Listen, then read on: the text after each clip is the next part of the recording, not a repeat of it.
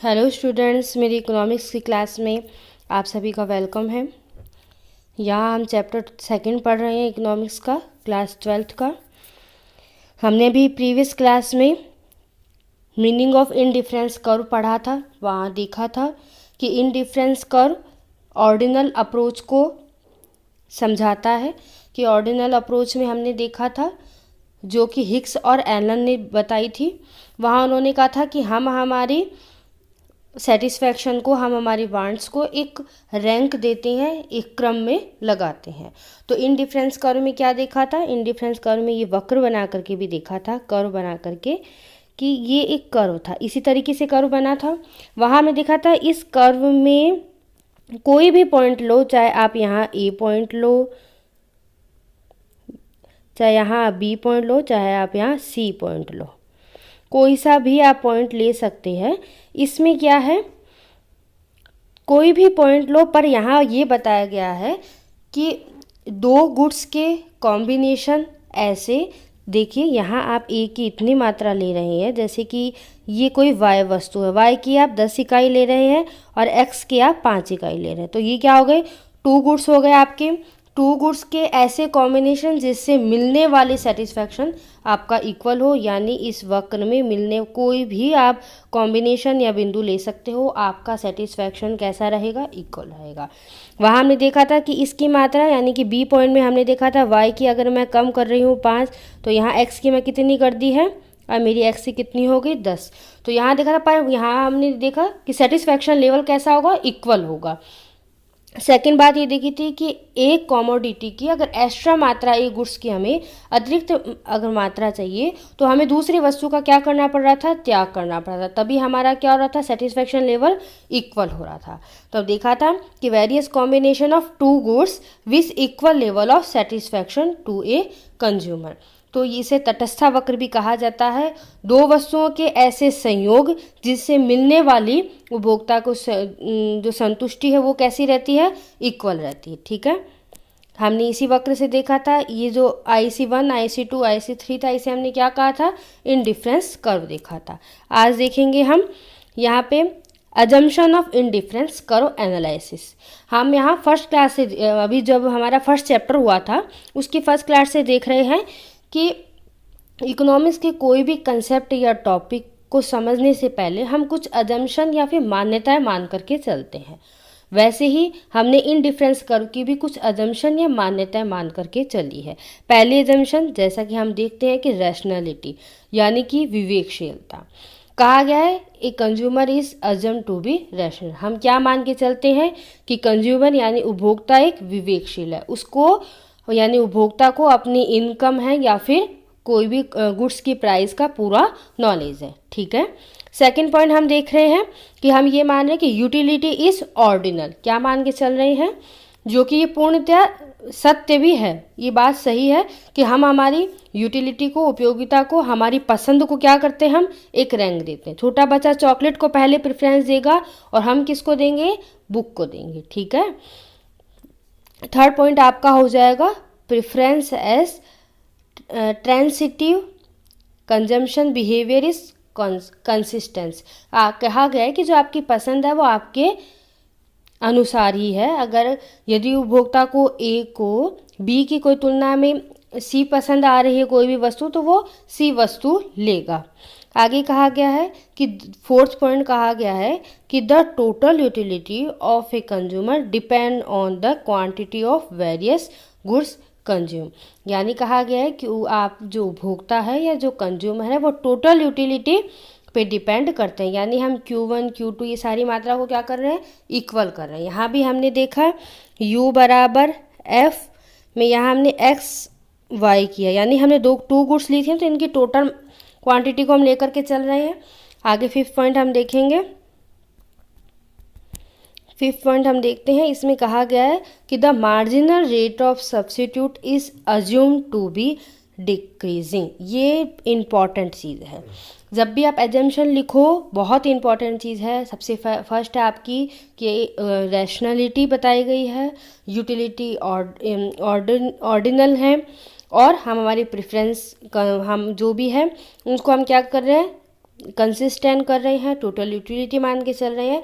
Fifth point जो है बड़ा इंपॉर्टेंट हो जाता है कि the marginal rate of substitute, जिसका भी हमने फर्स्ट चैप्टर में भी डिस्कशन किया था, MRS यानी सीमांत प्रतिस्थापन की सीमांत दर। ठीक है, इसके बारे में हमने ये डिस्कशन किया था कि अगर हमें y वस्तु के लिए x वस्तु की कितनी मात्रा का त्याग करना है। ठीक है, यही हमने देखा था। सब्स्टिट्यूट करना यानी एक वस्तु को, एक गुड्स को दूसरे में ट्रांसफ़र करना, ये देखा था हमने।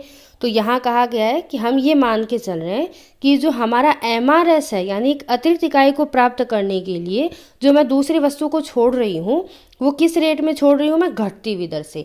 इसी चीज़ को अभी हम आगे भी एक्सप्लेन कर लेंगे। तो ये हमने क्या करी, 5 अजम्पशन मान के चल रहे हैं हमारे आज के कंसेप्ट में। आगे कहा है on this base of this assumption indifference curve are convex. क्या कहा गया है, कॉन्वेक्स। कॉन्वेक्स कैसा बनता है, कॉन्वेक्स बनता है यूँ, ऊपर की ओर। अगर हिंदी में इसे बोले उन्नतोदर यानी ऊपर जा रहा है, तो इसे क्या कह दिया, उन्नतोदर। ठीक है, कॉन्वेक्स कह दिया। और हमने जब PPC पढ़ा था तो कॉनकेव पढ़ा था। ठीक है, यहाँ मैं बता दूँ ये क्या होता है, कॉन्वेक्स होता है, और ये क्या होता है, कॉनकेव होता है। ठीक है,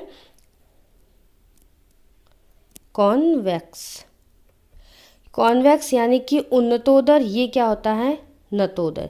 ये हमने PPC में पढ़ा था, और ये हम IC कर्व यानी कि इनडिफरेंस कर्व में पढ़ रहे हैं। ये ऐसा क्यों हो रहा है, इन दोनों के रीज़न क्या है, MRS है। ये जो मार्जिनल रेट ऑफ सब्स्टिट्यूट है ना, एक वस्तु को दूसरी वस्तु में जो प्रतिस्थापन या फिर बदलने की जो दर है, उसी के कारण है। यहाँ पे हम देखेंगे MRS जो थी वो कम हो रही थी, यानी ये y वस्तु है और ये x वस्तु है। y वस्तु जब x वस्तु में जब ट्रांसफ़र हो रही थी, तो यहाँ हमने देखा था कि एक बढ़ते हुए दर में हो रही थी, और यहाँ पे क्या है, MRS घटते हुए दर से हो रही है। इसे हम एक सारणी के टेबल से हम समझते हैं। पहले इसकी डेफिनेशन समझ लेते हैं।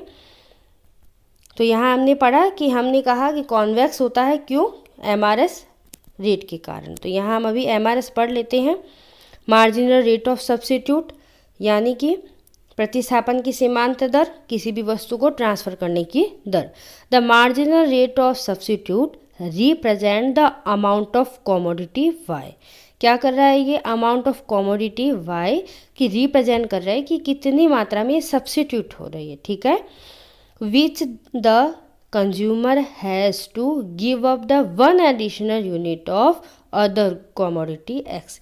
यानी कि यहाँ ये बता दूँ कि ये स्लोप था। ठीक है, इसमें मुझे y में मुझे यहाँ 10 मात्रा मिल रही थी, और x ये x है, और ये आपकी y वस्तु यहाँ आपको 5 मिल रही थी। यहाँ आप इस पॉइंट में गए तो आपने क्या देखा, इसकी यहाँ 10 मात्रा मिल रही है, यहाँ इसकी 5 मिल रही है। ठीक है ना, तो ये कितना कम हुआ, ये रेट क्या है, 5। यही हमारी क्या है, मार्जिनल, यानी x की कितनी मात्रा हमें छोड़नी पड़ी कि हमें y की एक अतिरिक्त इकाई मिल सके। ठीक है, तो हमारा सेटिस्फैक्शन लेवल कैसा हो सके, रिमेनिंग सेम। क्योंकि IC वक्र में हमने क्या देखते हैं, कोई भी कॉम्बिनेशन लो, आपका सेटिस्फैक्शन लेवल कैसा होना चाहिए, सेम होना चाहिए। ठीक है, यहाँ पढ़ रहे हैं thus the movement on indifference curve from left to right. तो ये क्या हो रहा है, लेफ्ट से राइट की ओर जा रहा है। ठीक है, इसी की वजह से ऐसा वक्र बना है। आगे कहा गया है the marginal rate of substitute decrease. तो ये क्या हो रही है, ये डिक्रीज हो रही है। आगे देखेंगे due to decreasing marginal rate of substitute the indifference curve is convex. ये बहुत ही इंपॉर्टेंट लाइन हो जाती है। कई बार क्वेश्चन पूछ लिया जाता है कि इनडिफरेंस कर्व हमेशा कॉन्वेक्स क्यों होता है, ओरिजिन पॉइंट से। ये ओरिजिनल पॉइंट है, इससे ऐसा कॉन्वेक्स ही क्यों होता है। तब हम कहेंगे क्योंकि MRS है वो कैसी है, घटती हुई दर से होती है, यानी डिक्रीजिंग रेट में होती है। इसको एक तालिका से समझते हैं। यहाँ हमने गुड x लिया, यहाँ हमने y लिया, यहाँ हम MRS देखेंगे। MRS कैसे निकालते हैं, चेंज कितना हो रहा है y में और चेंज कितना हो रहा है x कमोडिटी में। ठीक है, यहाँ हमने देखा x वस्तु की पहले 1 मात्रा ले रहे थे, 1 यूनिट ले रहे थे, और y की कितनी ले रहे थे आप, 25 ले रहे थे। ठीक है, आपका सेटिस्फेक्शन लेवल ठीक है, इक्वल है। यहाँ आप चाहते हो कि x की एक और अतिरिक्त इकाई मिले। आपने यहाँ क्या किया, एक मात्रा ली, कितना इंक्रीज किया, एक किया। एक एक्स्ट्रा आप एडिशनल यूनिट आप रिसीव करना चाहते थे x की, तो आपको यहाँ पे y की कितनी कम करनी पड़ी, 5 इकाई। वही हमारा क्या हो गया, तो हमने यहाँ चेंज कितना हुआ y में, 20 से 25 हो गया, 25 से 20 हो गया, और x में कितना हुआ, 1। तो ये हमारी कितनी निकल गई, 5। आ रही है बात समझ में। फिर हमें एक और x की मात्रा चाहिए, तो हम यहाँ 2 से 3 हो गया, यानी एक हमारा कितना इंक्रीज हुआ, अब 1 का हुआ। उसके एवज में मुझे y की कितनी मात्रा छोड़नी पड़ी, यहाँ कितनी मात्रा छोड़नी पड़ी, 2। 20 से कितना आया, 18। तो यहाँ पे पहले 2/1, ठीक है। तो यहाँ पे हमारे सब कितनी हो जाएगी, 2, यानी कि y की हमें कितनी मात्रा छोड़नी पड़ रही है, 2, ठीक है। अगर मुझे अब x से एक और एडिशनल यूनिट चाहिए, यानी कि मुझे 3 से 4 करनी है, तो यहाँ पे कितना परिवर्तन हुआ, 1 का। मुझे यहाँ y की कितनी मात्रा छोड़नी पड़ी, ये x की एक्स्ट्रा लेने के लिए, अतिरिक्त इकाई प्राप्त करने के लिए कितनी त्यागनी पड़ी, तो यहाँ पे मुझे 1 मात्रा। यहाँ ये चीज़ ध्यान रखना है, ठीक है। x में तो आपने हमेशा 1 का ही डिफरेंस हुआ, एक अतिरिक्त इकाई, एक एडिशनल इकाई। पर y में कैसा चेंज आ रहा है, y में आप देखोगे पहले 5, फिर 2, फिर 1, हो तो हमेशा कम ही रही थी। 20 हमेशा 25, 20, 18, 17 भी कम ही हुई है, पर हमेशा कैसे हो रही है, घटती हुई रेट में हो रही है, 5, 2, 1। यही एक रीज़न है, ये कैसा है, MRS डिक्रीज हो रही है, यानी यहाँ पे y वस्तु आप छोड़ते रहे हो, पर कैसी रेट में, घटती हुई रेट। इसी का ही रीज़न है कि हमारा इनडिफरेंस कर्व u बनता है, ठीक है। PPC वक्र में क्या हो रहा था, ये u बन रहा था ना, यहाँ पे क्या था, ये जो MRS मेरी आ रही थी, ये बढ़ते हुए क्रम में आ रही थी। यानी मैं y वस्तु को किस क्रम में करी थी, कि पहले मैंने 1 मात्रा छोड़ी 1 के बदले में, फिर बाद में मैंने y की 2 मात्रा छोड़ी, किसके, x के 1 में, और फिर मैंने y की 5 इकाई छोड़ी x के 1 में। तो यहाँ 1, 2 और 5 इस तरीके से आ रही थी, 1, 2 और 5। तो ये कैसी है, बढ़ते हुए क्रम में होगी। तो यहाँ हम कैसा करेंगे, इस तरीके से कर्व बनाएंगे। पर यहाँ हम देख रहे हैं IC वक्र, इनडिफरेंस कर्व, तटस्था वक्र में MRS यानी कि मार्जिनल रेट ऑफ सब्स्टिट्यूट कम होती है, घटते हुए दर से कम हो रही है, ठीक है। यही एक रीज़न है कौन, क्यू का। आगे देखते हैं। आज हमारा ये टॉपिक है कि कैरेक्टरिस्टिक ऑफ इनडिफरेंस कर्व। यहाँ हम 3 टाइप से कैरेक्टरिस्टिक पढ़ेंगे। पहले मैं बता दूं कि फर्स्ट हम पढ़ेंगे कि indifference curve has a negative slope. ध्यान से दे, कैसा है आपका इनडिफरेंस कर्व का स्लोप, वर्ड में ध्यान दे, ये स्लोप लिखा हुआ है, इनडिफरेंस कर्व नेगेटिव नहीं है, स्लोप कैसा है आपका, नेगेटिव। सेकंड हम पढ़ेंगे जिसमें कहा गया है indifference curve are convex to the original. Third point आएगा आपका कि 2IC curve do not interact each other. ये 3 पॉइंट हम आज देखने वाले हैं, जिसमें मैं आपको सबसे पहला फर्स्ट 2 पॉइंट है उसका आपका एक्सप्लेन कर दूं। तो हमारे ये कैरेक्टरिस्टिक्स ऑफ IC कर्व में हम पहला पॉइंट क्या देख रहे हैं कि इनडिफरेंस कर्व यानी IC has a negative slope. Word में ध्यान दें, स्लोप कहा है, यानी कि इसका मतलब है कि ये घटते हुए दर में हो रहा है, नेगेटिव हो रहा है, ठीक है। पर ये स्लोप नेगेटिव है, पहले बढ़ा हुआ था, फिर कम हुआ, फिर कम हुआ, फिर इस तरीके से, ठीक है ना। पर मैंने ये नहीं कहा आपको कि IC वक्र ही नेगेटिव है, जैसे कि ये नीचे आ गया। अगर ये नीचे की ओर आ जाता है तब क्या होता है, नेगेटिव। ये मैं नहीं कह रही, मैं क्या कह रही हूँ, इसका स्लोप नेगेटिव होता है, ठीक है।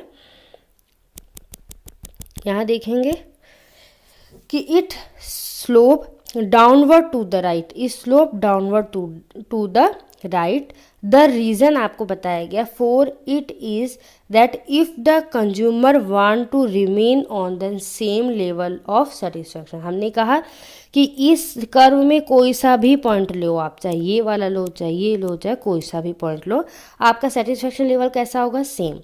तो सेटिस्फैक्शन लेवल सेम करने के लिए कंज्यूमर क्या करता है, जिस वस्तु की ज़्यादा आवश्यकता होती है वो उसकी एक्स्ट्रा इकाई ले लेता है, और जिसकी कम आवश्यकता होती है उस वस्तु की क्या कर लेता है, इकाई कम ले लेता है, ठीक है। कहा गया है कि remaining on the same level of satisfaction he has to reduce amount of one goods. आप क्या कर लेते हो, सेटिस्फैक्शन लेवल सेम करने के लिए एक गुड्स की आप अमाउंट है वो कैसे कर लेते हो, रिड्यूस कर लेते हो।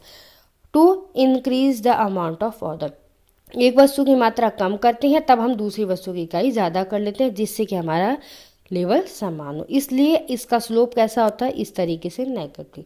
समझ आ रहा है। इनडिफरेंस कर्व नाइदर, ध्यान रखना कई बार क्वेश्चन में पूछ लिया जाता है इनडिफरेंस कर्व कैसा होता है, negative slope, horizontal, vertical, straight line या पॉजिटिव स्लोप। आप कैसा करोगे, इनडिफरेंस कर्व कैसा होता है, नेगेटिव स्लोप। कई बार क्वेश्चन विपरीत भी पूछा जाता है कि कैसा नहीं होता है, तब हम क्या करेंगे, हॉरिजेंटल, इस लाइन को ध्यान से देखेंगे, इनडिफरेंस कर्व कैन नाइदर भी हॉरिजेंटल, कभी भी हॉरिजेंटल नहीं हो सकता, वर्टिकल भी नहीं हो सकता और कभी भी पॉजिटिव स्लोप भी नहीं हो सकता। ये कैसा स्लोप है, नेगेटिव, कुछ मात्रा कम हो रही है कुछ ज़्यादा हो रही है। इसको हम एक डायग्राम से देख लेते हैं।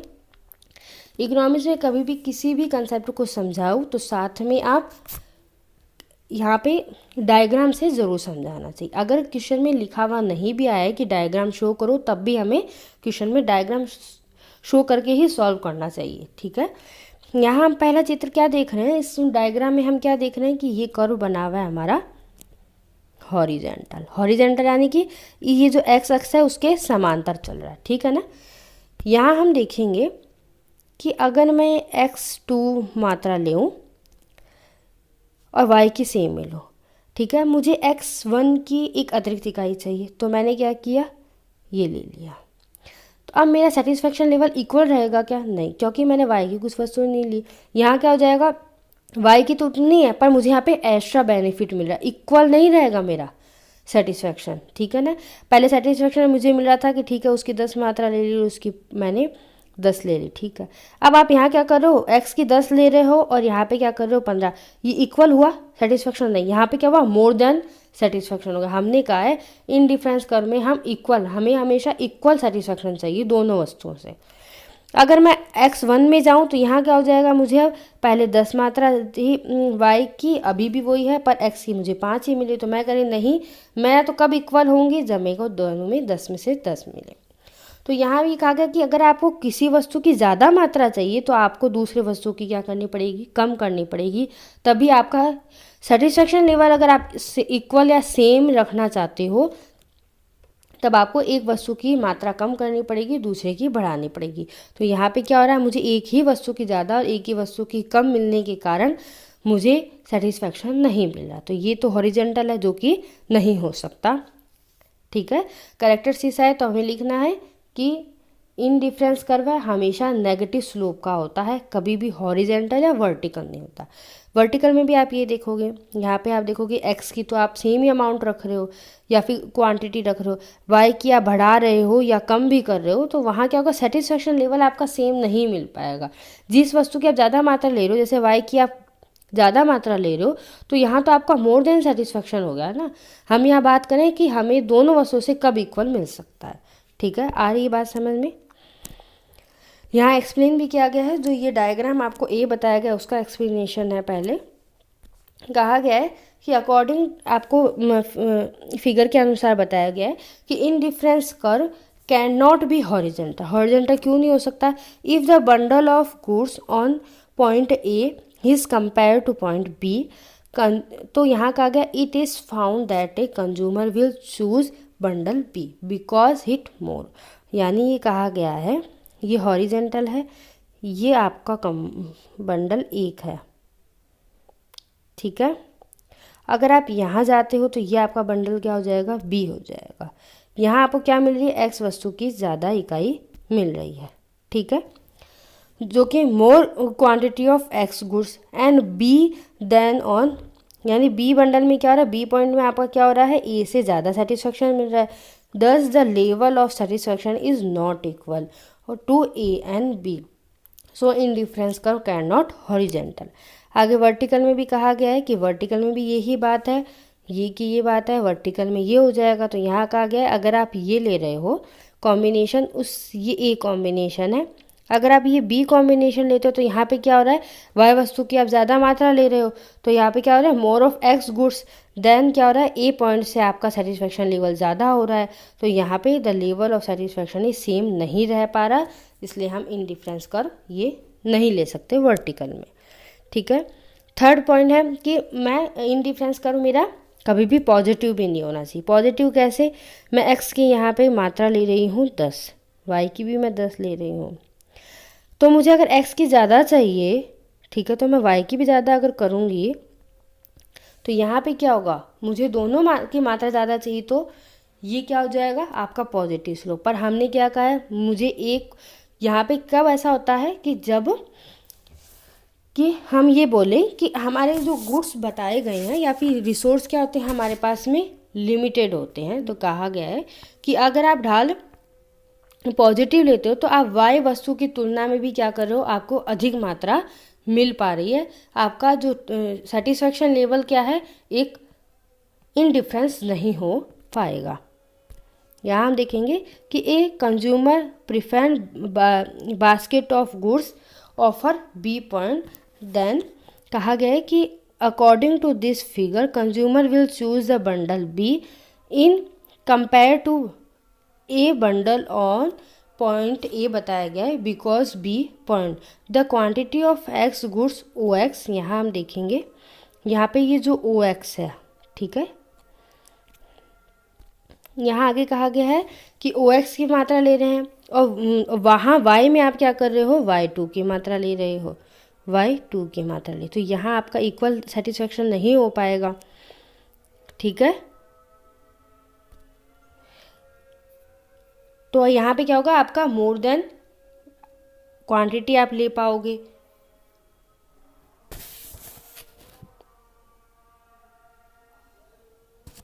इसीलिए यहाँ कहा गया है कि कभी भी ये पॉजिटिव भी नहीं होगा क्योंकि हमें सेटिस्फेक्शन लेवल इक्वल नहीं मिल पाएगा।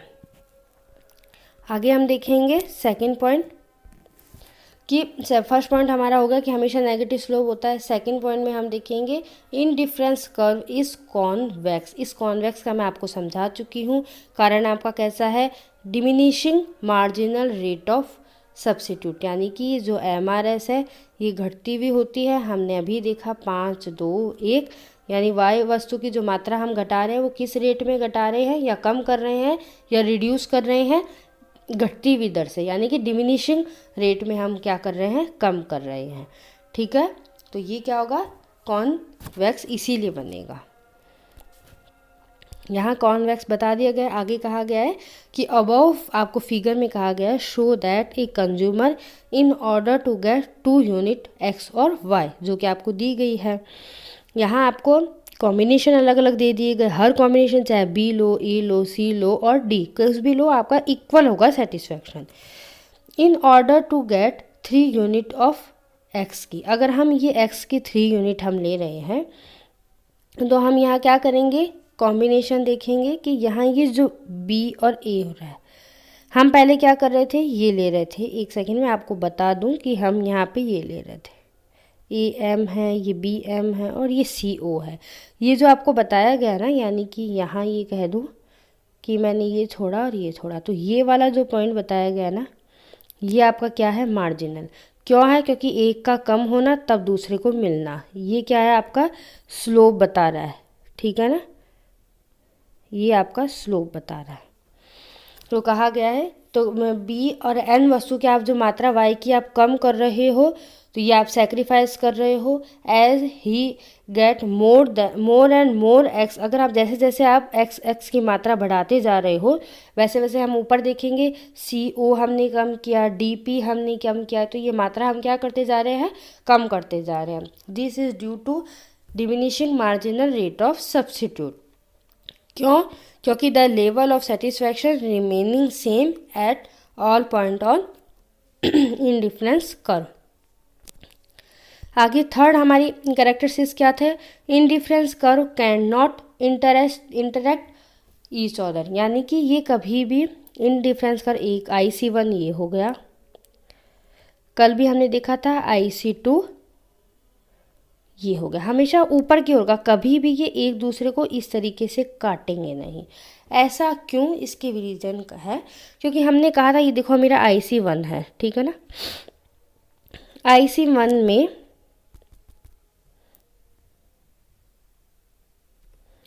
ये P और R, यानी ये चाहे मैं P बिंदु लूँ चाहे मैं R बिंदु लूँ, मुझे कैसा होना चाहिए, इक्वल सेटिस्फेक्शन मिलेगा।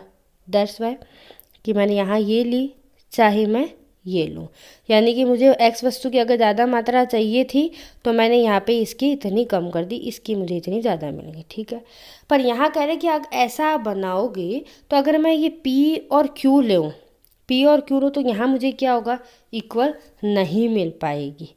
क्यों नहीं मिल पाएगी उसको मैं आपको एक समझा देती हूँ। देखिए ये मेरा एक कर्व है, ठीक है, ये P बिंदु है, ये मेरा R बिंदु है, यहाँ मुझे इक्वल लेवल सेटिस्फेक्शन मिले। अगर ये इसको इस तरीके से अगर काटता हुआ जाएगा तो यहाँ कहा गया है ये P है और ये Q है, ये मेरा IC1 है और ये मेरा IC2 है। तो जब मैं ये वक्र बना रही हूँ तो इसमें P बिंदु भी आ रहा है और Q भी आ रहा है, यानी कि P और Q इक्वल होने चाहिए। यहाँ जो फर्स्ट IC1 है, IC1 से मैंने देखा P इक्वल टू R है, और IC2 से मैंने देखा कि P इक्वल टू Q है, ठीक है, क्योंकि एक ही वक्र में बनने वाले सारे बिंदु मेरे क्या होंगे, इक्वल सेटिस्फेक्शन लेंगे। पर हम यहाँ देखेंगे कि जब P के इक्वल R है और P के ही इक्वल Q है तो यहाँ पे Q इक्वल R होना चाहिए, पर यहाँ पे ऐसा नहीं हो रहा है। यहाँ पे क्या हो रहा है, Q की मात्रा ज़्यादा हो रही, इसलिए हम कहेंगे कभी भी IC वक्र एक दूसरे को काटते हुए नहीं जाएंगे, ठीक है। यहाँ हम इसका एक्सप्लेनेशन देख लेते हैं कि कहा गया कि टू डिफरेंस कर्व IC1 और IC2 are interacting each other on point P और R, एंड P की सिचुएशन में हमें देखा on same indifference curve so the equal level of satisfaction, that is यहाँ कहा गया है कि ये जो बंडल ले रहे हो आप IC1 का, जैसे कि यहाँ ले कि ये मैंने ये बंडल लिया, इसमें मैंने ये P और R वाला बंडल लिया, इससे मुझे इक्वल सेटिस्फैक्शन मिला, ठीक है। आगे कहा गया है कि इक्वल R, पर अगर मैं P और Q वाला सेटिस्फैक्शन लूँ, जैसे कि कहा गया है कि ये यहाँ से यूँ जाता हुआ ये Q है, तो यहाँ पे P और Q आपका क्या हो रहा है, इक्वल हो रहा है, ये Q पॉइंट है। तो यहाँ पे कहा गया एक ही IC में बनने वाले सारे बिंदु क्या होते हैं, इक्वल रखते हैं। आगे कहा गया है कि same indifference curve both are, ठीक है, पर दिस मीन्स क्या होना चाहिए, Q और बराबर R होना चाहिए, Q बराबर R होना चाहिए। पर यहाँ कहा गया है कि Q ये नॉट पॉसिबल है, क्योंकि Q की मात्रा मुझे ज़्यादा मिल रही है, R की मात्रा मुझे कम मिल रही है। तो यहाँ कहा गया है कि कैन नॉट इंटरएक्सचेंज नहीं होना चाहिए, यानी कि एक दूसरे को काटते हुए नहीं होना चाहिए, एक से ऊपर की ओर होना चाहिए। किस तरीके से, हमने यहाँ कहा ये इस तरीके से होना चाहिए। तो आज के हमने चैप्टर में क्या पढ़ा, आज की क्लास में हमने देखा करैक्टरिस्टिक्स पढ़ी। करैक्टरिस्टिक्स में हमने ये देखा कि 3 टाइप्स की करैक्टरिस्टिक्स पढ़ी, जिसमें कि फर्स्ट थी IC कर्व है वो नेगेटिव स्लोप का होता है। सेकंड हमने पढ़ी कि इनडिफरेंस कर्व कॉन्वेक्स होता है, उसका क्या रीज़न था, MRS था, जो कि आज की क्लास में हमने MRS पढ़ा। MRS में हमने देखा कि वो हमेशा डिमिनिशिंग रेट में होता है। थर्ड पॉइंट हमने देखा कि हमेशा 2 IC कर्व एक दूसरे के कभी भी इंटरैक्ट नहीं होने चाहिए, यानी कि एक दूसरे को काटते हुए नहीं जाने चाहिए। 3 विशेषताएं पढ़ दी। फिर मैं कह दूं कि तटस्था वक्र, हिंदी में बताऊँ, तटस्था वक्र का ढाल, तटस्था वक्र खुद कभी भी नेगेटिव नहीं होता है, यूँ नहीं होगा, इसका ढाल हमेशा नेगेटिव होता है। कभी भी ये हॉरिजॉन्टल, वर्टिकल और पॉजिटिव नहीं हो सकता। क्यों नहीं हो सकता, क्योंकि एक वस्तु के त्यागने से अगर हमें दूसरी वस्तु की अतिरिक्त मात्रा चाहिए तो एक वस्तु का हमें त्याग करना पड़ता है। क्यों करना पड़ता है, क्योंकि हमें लेवल ऑफ जो सेटिस्फैक्शन है वो सेम रखना है। सेकंड पॉइंट हमने पढ़ा कि तटस्था वक्र मूल बिंदु के उन्नतोदर यानी कि कॉन्वेक्स होता है। क्यों? उसका हमने कारण पढ़ा, प्रतिस्थापन सीमांत दर घटते हुए दर से होती है। तीसरा हमने देखा तटस्था वक्र एक दूसरे को नहीं काटते, क्योंकि हमने वहाँ देखा अगर P और R बराबर है, इक्वल है, तो P और Q इक्वल है, पर वहाँ पे Q और R इक्वल होना पॉसिबल नहीं है। तो इससे ये सिद्ध होता है कि तटस्थ वक्र एक दूसरे को नहीं काटते हैं। ठीक है, कल की क्लास में हम आगे बजट लाइन पढ़ेंगे और कंज्यूमर का इक्विलिब्रियम पॉइंट पढ़ेंगे। Thank you.